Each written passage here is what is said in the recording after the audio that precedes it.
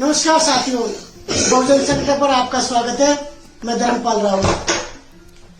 आज हम एक ऐसे विषय पर चर्चा कर रहे हैं जो न केवल बहुजन समाज के लिए बल्कि संपूर्ण मानवता के लिए जरूरी है। वह है ब्राह्मण अपने आप को श्रेष्ठ नस्ल घोषित करता है और समानता को नकारता है। उसने अपने आप को एक लाइसेंस दे रखा था कि ब्राह्मणों से अलावा पूरी समाज की औरतों के साथ में बलात्कार करने का ये इतना घृणित काम था, विश्व इतिहास में कहीं नहीं मिलता। साथियों, ये मैं नहीं कह रहा हूं, ये आरएसएस के दूसरे सरसंघ चालक एमएस गोलवलकर ने कहा था, जिनको संघ के लोग गुरुजी कहते हैं। 17 दिसंबर 1960 में गुजरात विश्वविद्यालय में एक सेमिनार आयोजित किया जाता है।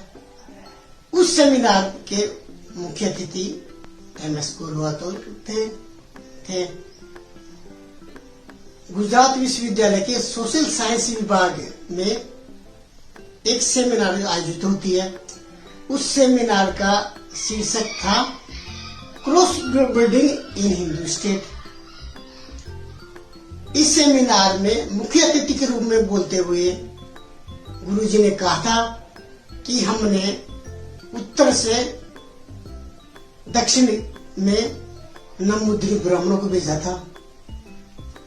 उन नमुद्री ब्राह्मणों का एक ही काम था, ब्राह्मणों से अलावा सभी जातियों की औरतों के साथ शारीरिक संबंध बढ़ाना और उनसे पहला बच्चा पैदा करना।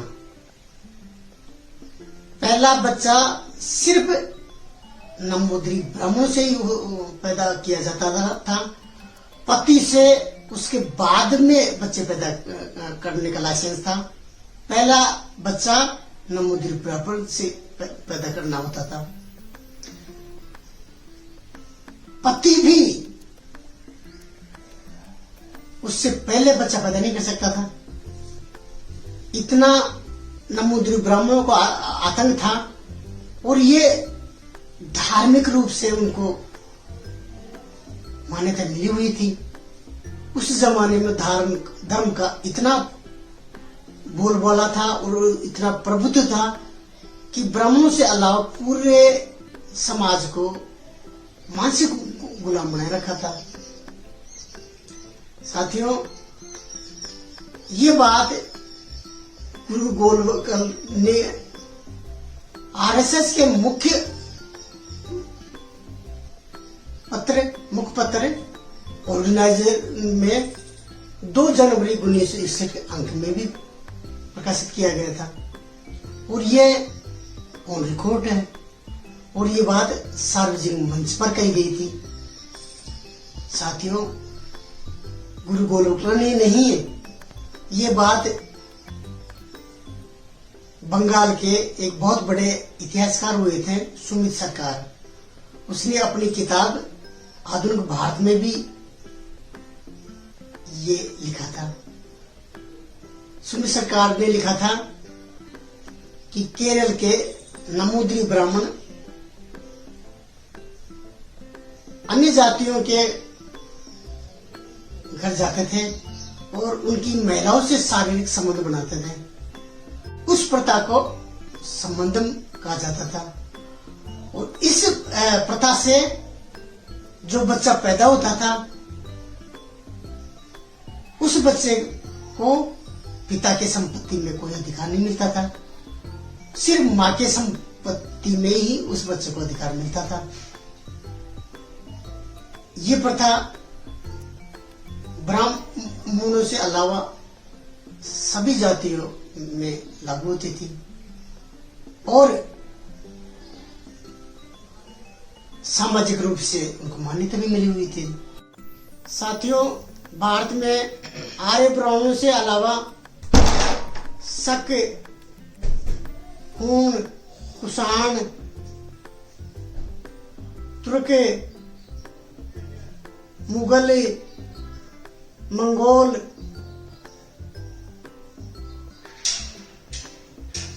पुर्तगाल, फ्रांस और अंग्रेजों का भी आक्रमण हुआ था और उनका शासन भी रहा था। लेकिन ऐसी गणित प्रथा किसी भी शासकों ने भारतीय समाज पर लागू नहीं की। ये गणित प्रथा सिर्फ आर्य ब्राह्मणों ने लागू किया। और वे क्यों लागू किया? अपने आप को भारतीयों से श्रेष्ठ साबित करना और भारतीयों को मानसिक गुलाम बनाए रखने के लिए ये काम उन्होंने किया था। हमारे बहुजन महापुरुषों जैसे महात्मा ज्योतिबा फुले ने अपनी प्रसिद्ध किताब गुलामगिरी में भी ब्राह्मणों की श्रेष्ठ होने की बात कही है। डॉक्टर अम्बेडकर ने भी अपनी किताबों में लिखा है कि ब्राह्मण कभी भी भारतीयों को अपने बराबर नहीं माना और अपने आप को भूदेवता घोषित किया और भारतीयों को मानसिक रूप से स्थायी गुलाम बनाए रखा। ये तो भला हो अंग्रेजों का जो भारत में आए और ये प्रजाति समानता को मानने वाली थी और इन्होंने भारतीयों को सबको बराबर माना। इसके पीछे भारत में आए मिशनरी लोगों का बहुत बड़ा योगदान रहा है। उन्होंने भारतीयों को शिक्षित भी किया। मिशनरियों ने ही अंग्रेज शासन ने भी भारतीयों को शिक्षित किया।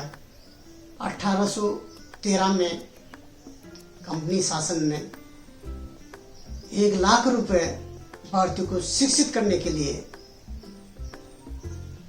अलॉट किया गया था और अंग्रेजों ने कानून के रूप से भी सभी को समान माना।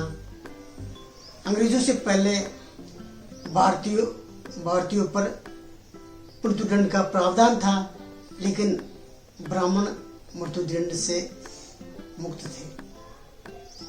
ब्राह्मणों को स्पेशल ट्रीट मिलता था और भारतीयों को ब्राह्मणों से नीच माना गया था। ये बात सूर्यकांत त्रिपाठी निराला जो भारत के बहुत बड़े कवि थे उन्होंने भी माना है और उन्होंने अपनी लेखनी में कहा कि ये कैसा राज है जहाँ एक कुलीन ब्राह्मण और एक शूद्रों को बराबर माना गया है और उनको बराबर भी दंड माना दिया गया है। साथियों, यदि अंग्रेज भारतीयों को बराबर नहीं मानते और मुगलों और इस्लाम का शासन जैसा था वैसे ही चलता रहता तो ये ब्राह्मण अंग्रेजों को बाहर नहीं निकालते, बाहर नहीं भगाते। उनका एक ही अवगुण था कि उन्होंने सभी भारतीयों को बराबर माना और ब्राह्मणों को आम इंसानों के बराबर बना दिया।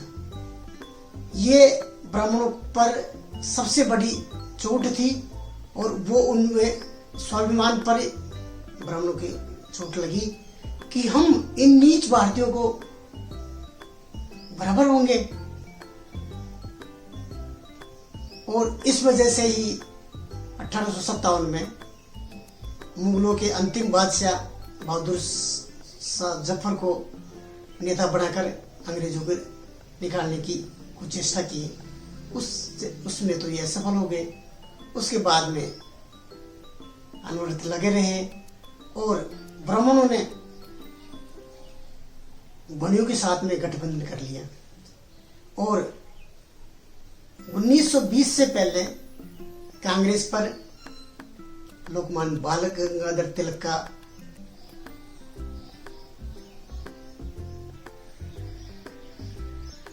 कर्तृत्व था। ब्राह्मणों ने मान लिया कि अब लोकतंत्र आएगा और लोकतंत्र में पैसे का भी बहुत बड़ा योगदान रहेगा, तो और पैसा भणियों के पास में, इसलिए 1920 में ब्राह्मणों ने कांग्रेस की बागडोर महात्मा गांधी को सौंप दी और ब्राह्मणों ने महात्मा गांधी के द्वारा देश को अंग्रेजों से आजाद करवा लिया। और उसके बाद में ब्राह्मणों ने सोचा अब गांधी की कोई जरूरत नहीं है, तो देश आजाद होने के बाद में 1 साल भी गांधी को जिंदा नहीं रखा गया। अंग्रेजों ने 1920 से 47 तक यानी लगभग 27 साल तक अपना सबसे बड़ा दुश्मन को जिंदा रखा कि वो मानवतावादी थे, लेकिन ब्राह्मण मानवतावादी नहीं थे। उन्होंने 1 साल भी गांधी को जिंदा नहीं रखा, उससे पहले ही मार दिया। साथियों, ब्राह्मण का ये विशेषाधिकार